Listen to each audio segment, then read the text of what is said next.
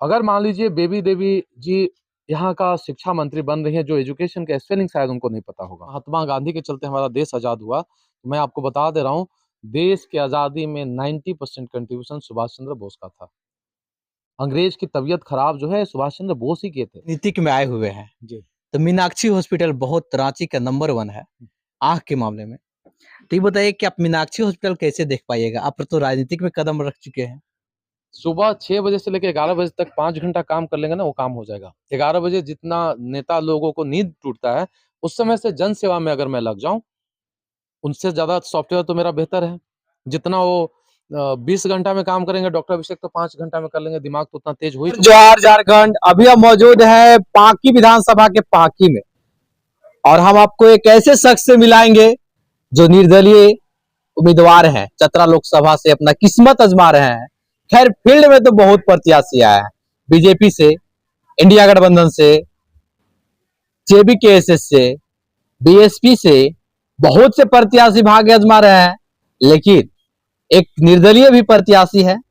उनसे जानते हैं कि क्षेत्र में कैसे आए, इस चुनावी रणभूमि में कैसे कदम रखे। सबसे पहले अपना नाम बताइएगा, क्या नाम हुआ आपका? मेरा नाम डॉक्टर अभिषेक कुमार सिंह हुआ और मैं आंख का डॉक्टर हूँ और रांची स्थित मेरा मीनाक्षी नेत्रालय हॉस्पिटल है। जी। मीनाक्षी नेत्रालय हॉस्पिटल छोड़ करके राजनीतिक में कैसे आप कदम रख दिए? आप डॉक्टर हो, इंजीनियर हो, बिजनेसमैन हो, पॉलिटिशियन हो, जीवन का सबसे बड़ा आपका उद्देश्य होना चाहिए मानवता का कल्याण।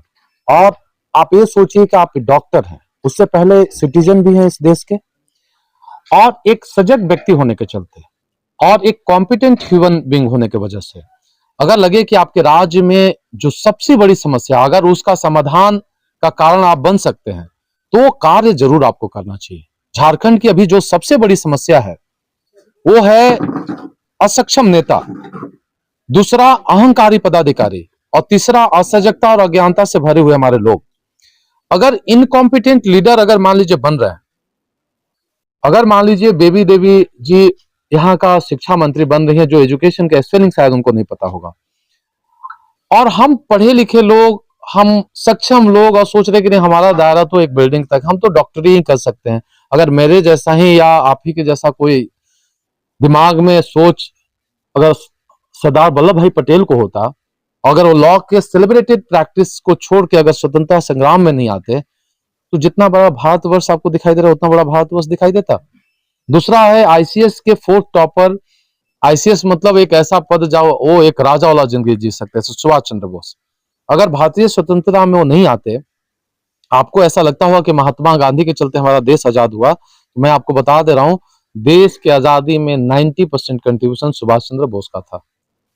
अंग्रेज की तबीयत खराब जो है सुभाष चंद्र बोस ही किए थे। तो वो इतने कॉम्पिटेंट लोग अगर मान लीजिए भारतीय राजनीति में और स्वतंत्रता में नहीं आते, क्या आपका देश आजाद हो जाता?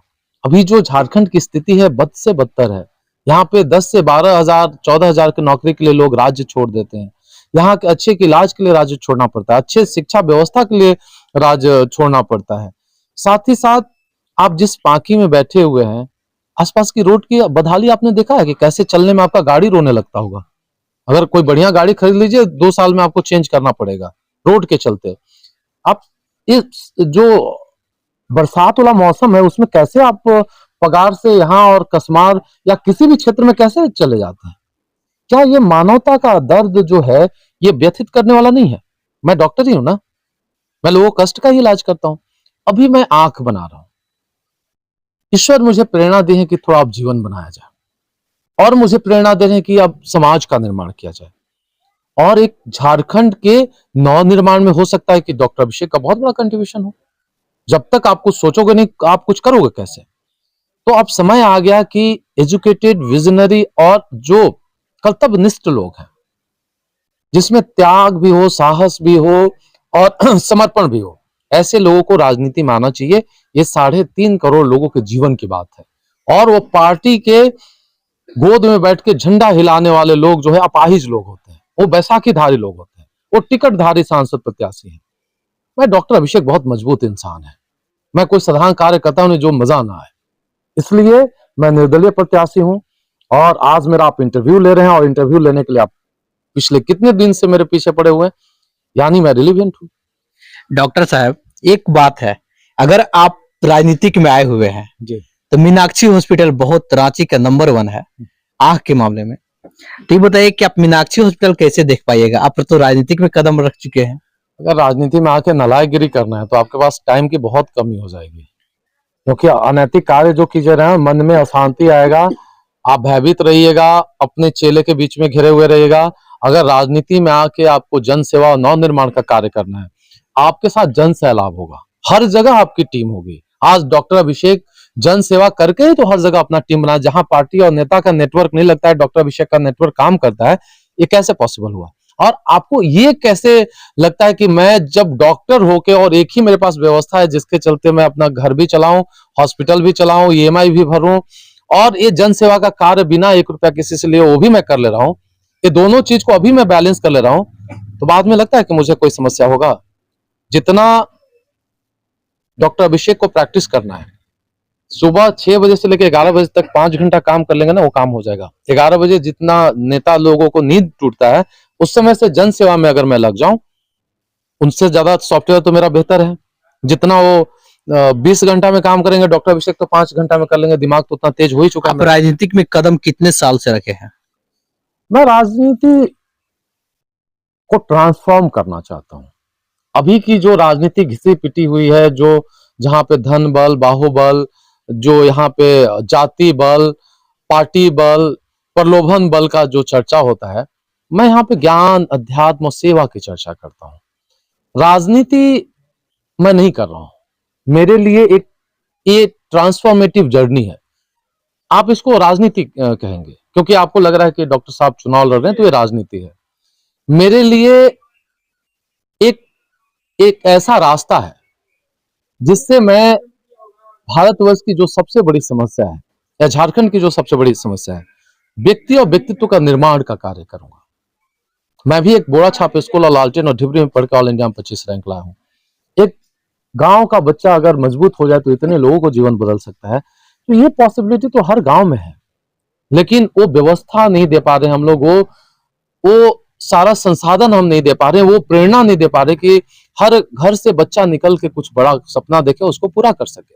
कल ही मैं कुनवाई में गया था, वहां पे कम से कम 100 लोग थे। मैंने बोला कि ये देखिए डेमो आपको मैं देता हूं, क्यों डॉक्टर अभिषेक को सांसद और सीएम बनना चाहिए। एक लड़का को मैंने बुलाया और मैंने बोला कि क्या नाम है, तो बोले कि प्रमोद नाम है। किस क्लास में पढ़ते हो? 7वीं क्लास में। मैंने बोला क्या बनना है आपको? तो बोला कि अभी पता नहीं है। मैं बोला कि कौन से आप जिला में रहता है ये मुझे बताओ। वो बोला कि झारखंड जिला। अगर मान लीजिए 12 साल का बच्चा और जो 7वीं कक्षा में, अगर उसको ये नहीं पता है कि मैं किस जिला में हूं, और झारखंड जो है राज्य है, जिला है, ये बहुत बड़ी समस्या है कि नहीं? मैं घूम घूम के बहुत सारा डेमो दिखाया।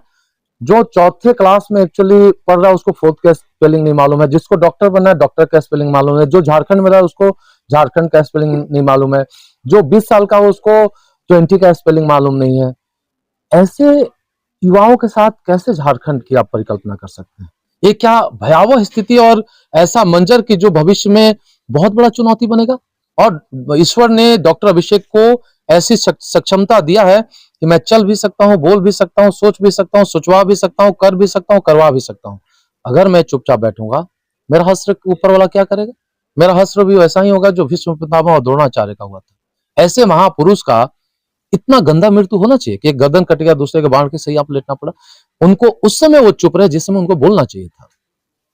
वो उस खेमे में थे जिस खेमा में उनको रहना नहीं चाहिए था। एक को अहंकार था अपने प्रतिज्ञा का, और दूसरे को पुत्र मोह था कि इसको राजा मुझे बनाना है।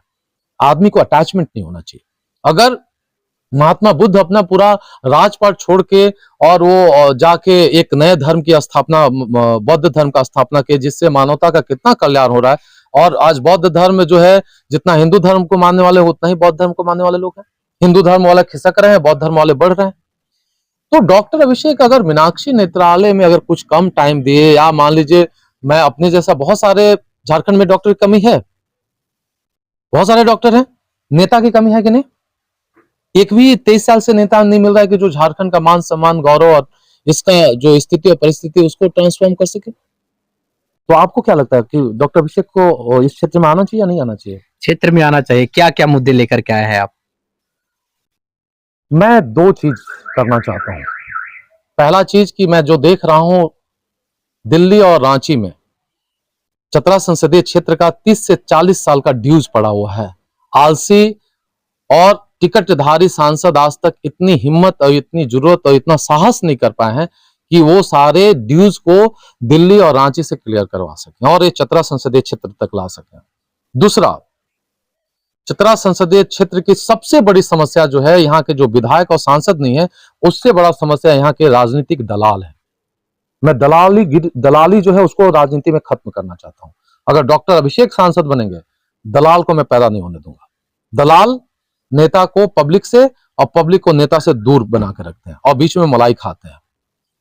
तीसरा जो मेरा मुद्दा है कि यहाँ जो भी संसाधन और व्यवस्था है, झारखंड के लोग सरल होते हैं और इतना संघर्ष देखने के बाद वो उलझना नहीं चाहते हैं और मानसिक रूप से थोड़े कमजोर भी हो गए।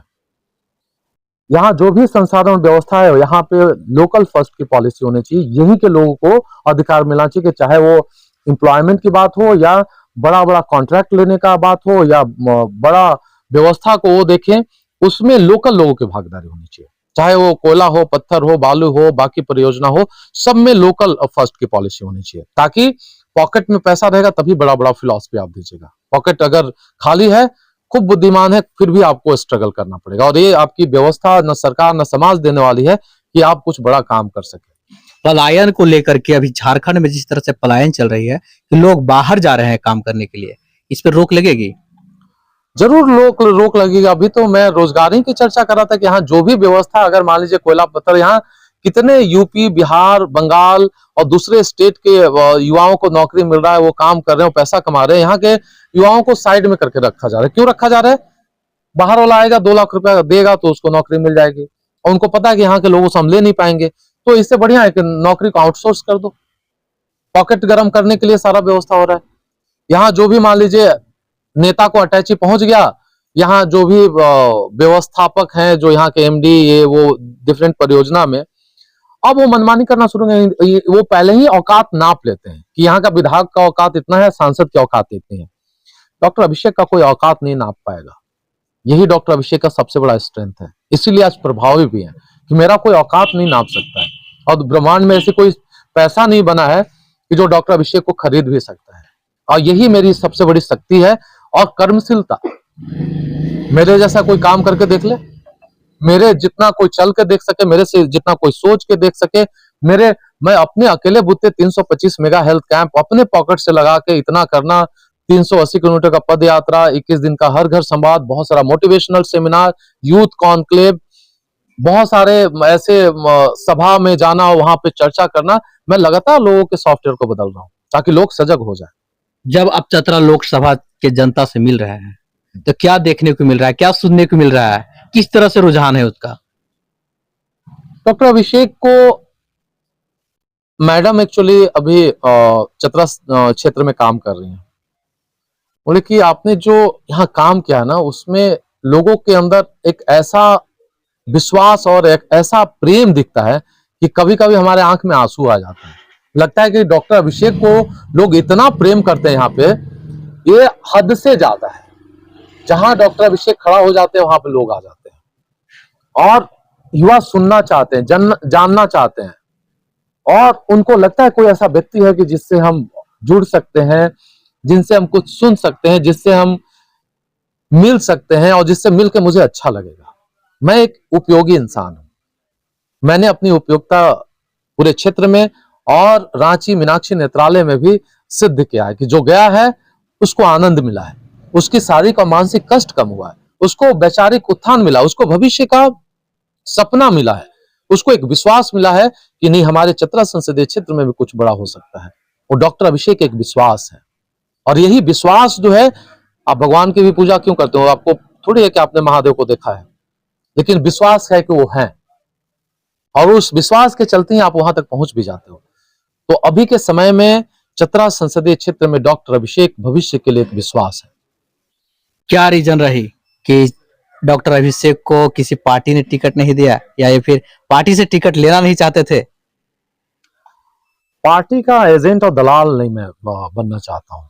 हमारे घर के 500 मीटर के दूरी पर बीजेपी ऑफिस है और उनके क्षेत्रीय संगठन मंत्री आदित्य साहु 50% विधायक हमारे पेशेंट हैं। डॉक्टर अभिषेक एक सेकेंड के लिए भी बीजेपी ऑफिस नहीं गया, ना दिल्ली में किसी से टिकट मांगने गया।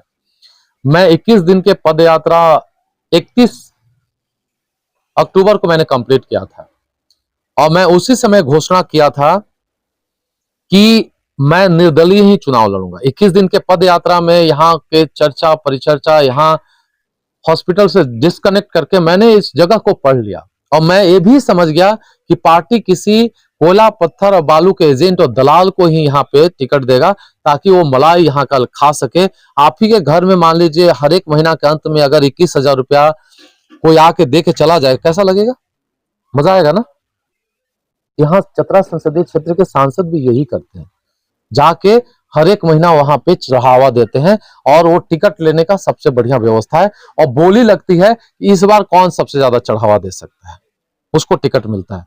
मुझे मैं चूंकि आध्यात्मिक व्यक्ति हूं तो मैं चीजों को पढ़ लेता हूं, इसीलिए उनको यहाँ के लोग सरल हैं, उनको हवा दिमाग में बना के उनको मानसिक रूप से पैरालाइज करके उनके वोट को निकाल लिया जाए, या थोड़ा एक कमजोरी कि इलेक्शन के समय थोड़ा सा खिला पिला दिए, पॉकेट गर्म कर दिए और वोट निकल गया। इसीलिए मैं लोगों पे काम करना शुरू किया। मैं उनको ये भी बोल रहा हूं, कोई बात नहीं, कोई अगर दे रहा है, खिला पिला रहा, खा लो, पॉकेट में रख लो, वोट अपने बेटा के भविष्य के लिए करो। 5 साल क्यों बर्बाद करना है? 1-2 दिन के पैसे से क्या होगा? तो हर तरह से समझा बुझा के मैं इतना लोगों को सजग और स्मार्ट बना दिया हूं। और एक चीज और है, जिस दिन मुझे बाल्टी छाप मिला तो एक पोस्ट जो है डॉक्टर शिव यादव लिख के डाल दिया कि चुपे चाप बाल्टी छाप। डॉक्टर अभिषेक का इतना मानते हैं चतरा संसदीय क्षेत्र के लोग कि पूरा चुपचाप हो गया। इस इलेक्शन में कुछ पता ही नहीं चल रहा है कि अभी 2 दिन के बाद हमको मतदान करना है, चुपचाप। तो डॉक्टर अभिषेक का यहाँ पे सब कुछ चलता है और रिजल्ट जब आएगा ना तो मैं खासकर बीजेपी के नेताओं को जो दिल्ली में बैठे हुए हैं उनको आज ये बोल देना चाहता हूं, उनको एक स्पेशल कमेटी चतरा के लिए बनाना होगा। इतना गंदे तरीके से कोई निर्दलीय प्रत्याशी राष्ट्रीय पार्टी को, और मैं एक पार्टी को नहीं हरा रहा हूं, 5 पार्टी जो एक साथ 2 अलग अलग गुट में डॉक्टर अभिषेक से टकराने का प्रयास कर रहा है, वो 5 को मैं हराऊंगा। और उससे भी ज्यादा महत्वपूर्ण, मेरे से एक पत्रकार महोदय पूछे कि डॉक्टर साहब आपका कंपटीशन किससे है? तो मैं बोला कि बीजेपी का पहले सांसद थे, मेरा कंपटीशन कालीचरण जी से नहीं है। कालीचरण जी की तो इतनी भी राजनीतिक औकात नहीं है कि 2000 वोट भी अगर पार्टी का सिंबल हटा दिया जाए तो चतरा में ला पाएंगे। मेरा कंपटीशन जो है बीजेपी का भी विचारधारा से है और जो उनके स्टार हैं नरेंद्र मोदी जी, मुझे चतरा संसदीय क्षेत्र में उनको हराना है। प्रचार प्रसार में इंडिया गठबंधन के हो या फिर बीजेपी का हो, बहुत से दिग्गज नेता जो स्टार प्रचारक है वो प्रचार प्रसार में आ रहे हैं। क्या डॉक्टर अभिषेक को इससे नुकसान मिलेगा या फिर फायदा होगा? जितने भी स्टार प्रचारक हैं, मोदी जी आए थे, लंबे लंबे वादे किए थे, नहीं ना कर पाए। उनके सांसद पिछले 10 साल से और 5 साल से विधायक दोनों मिलके ये पांकी के रोड नहीं बनवा पाए तो पांकी के लोगों का जीवन कैसे बना पाएंगे? वो अपने आप में एक समस्या है। जितना प्रचार करेंगे, जितना स्टार प्रचारक आएगा, उतनी बड़ी हार होगी, उतना लोगों को दुख होगा, उतना वो एक तरह से आएंगे और लंबी लंबी प्रवचन देंगे और लोग कष्ट में आ जाएंगे, उतना बड़ा हार वो हारेंगे। जितना ये प्रचार करेंगे उतनी बड़ी हार। इंडिया गठबंधन से भी प्रचार के लिए आए थे तेजस्वी यादव जी, वो आके तो चले गए, तो उससे क्या वहां जो हंटरगंज का स्कूल का व्यवस्था वो ठीक हो गया? क्या वहां के स्वास्थ्य सुविधा है वो ठीक हो गया? क्या यहाँ पे जो सिमरिया में एक लड़की का एक्सीडेंट हुआ और उसको सही समय पे इलाज नहीं मिलने के चलते एक जगह से सिमरिया से रेफर होके हजारीबाग से रेफर होके रांची जाते जाते वो मर गई, तो तेजस्वी यादव के आने से हो गया? तेजस्वी यादव बिहार के लिए क्या कर सकते हैं, नहीं कर सकते हैं, उस चीज पे उनको फोकस करना है। ये नहीं कि अब आया हम आरजेडी के हैं और वो पूरा यादव समाज उनके पीछे दीवाना हो जाए। तो इतना अनस्मार्ट अब यादव समाज भी नहीं रहा, उसको भी अपनी जीवन की रोज की समस्या दिखाई दे रही है।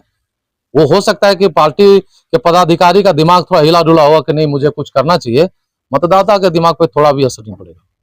आप जब चुनाव जीत जाइएगा, जी। सांसद बन जाइएगा, जी। तो सबसे ज्यादा फोकस किस पे कीजिएगा? पहला काम क्या कीजिएगा चतरा संसदीय के लिए? चतरा संसदीय क्षेत्र के लिए सबसे महत्वपूर्ण जो है यहाँ के लोगों का अधिकार, उनको एक लगना चाहिए कि मैं सांसद नहीं हूं, मैं उनका केयर टेकर हूं, मैं उनका कोच हूं, मैं उनका गाइड हूं। उनकी हर वो चीज जो उनके हिस्से का है उनको मिलना चाहिए। साथ में चाहे शिक्षा हो, स्वास्थ्य हो, सिंचाई हो, शांति हो, हर क्षेत्र में काम करेंगे। और आप एक सिचुएशन को इमेजिन कीजिए, जो अभी स्थिति और परिस्थिति है बीजेपी को, तो मुझे लगता है कि 230 से 50 के बीच में सीट आ जाए, वही बड़ी ऊपर वाले कृपा होगी। सरकार चाहे एनडीए का बने या इंडिया का बने, दोनों को बहुमत से दूरी तो रहेगा। कालीचरण जी अगर मान लीजिए आपके यहां सांसद बन गए और मोदी जी को 30-40 जो भी मान लीजिए और सांसद चाहिए, तो कालीचरण जी को क्या बोलेंगे? चलो तुम साइड हो जाके पीछे बैठ जाओ, तुम तो ऐसे भी अनुकंपा पे आए हो। यही हश्र होगा चतरा के सांसद का। अगर डॉक्टर अभिषेक सांसद बनते हैं,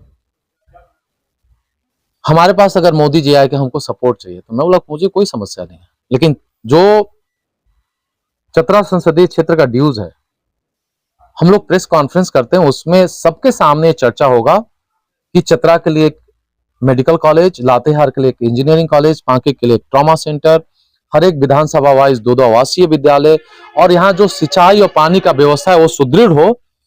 ये आप मुझे दीजिएगा, मैं आपको समर्थन दे दूंगा। और प्रेस कॉन्फ्रेंस सबको देखना चाहिए, क्योंकि ये कोई निजी मामला नहीं है। और इसका जब तक वीडियोग्राफी नहीं हो रहा, प्रेस कॉन्फ्रेंस नहीं होगी, भाई चतरा संसदीय क्षेत्र के जो सांसद बने क्यों समर्थन दे रहे, क्यों पता होना चाहिए लोगों को, क्योंकि लोग के चलते मैं सांसद बनूंगा ना। और ये पहला कैबिनेट में पास होना चाहिए और 6 महीना के अंदर सब में काम हो जाना चाहिए। अगर 6 महीना से थोड़ा भी इधर उधर हुआ, मैं आपको नहीं जानता हूं, ना मेरी समर्थन आपके साथ। आप चुनाव जीत करके बीजेपी को समर्थन कर दीजिएगा? मैं इंडिया को भी समर्थन कर दूंगा। जो चतरा के साथ रहेगा मैं उसका समर्थन करूंगा। मैं किसी खास विचारधारा का समर्थन नहीं करता हूं। मेरे लिए है कि चतरा संसदीय क्षेत्र की जो अव्यवस्था और अंधकार है उसे मुझे खत्म करना है। चाहे दिल्ली में तो अकेले मैं अपना सरकार बना नहीं पाऊंगा। लोगों से क्या अपील करना चाहते हैं आप? नेता और पार्टी के एजेंट को अपना सांसद चुन के अपने जीवन और अपने भविष्य को बर्बाद न करें। जब पार्टी अपने नेता के बारे में बेशरम जैसा सोच सकता है, जब नेता अपने बेटा के बारे में बेशरम जैसा सोच सकता है, तो आप अपने पुत्र के बारे में संजीदगी से क्यों नहीं सोच सकते? आप एक ऐसा नेता चुनिए जो आपके अधिकार, आपके भविष्य की चुनौती और अभी के समस्या को खत्म कर सके। मैं ये नहीं बोल रहा हूं कि आप डॉक्टर अभिषेक को वोट करें, आप लेकिन सोच समझ के वोट करें। आप अपने वोट के साथ न्याय करें, नहीं तो आप अपने जीवन के अंधकार का कारण खुद बन जाइएगा, और ये अपने आप में एक बहुत बड़ी समस्या है।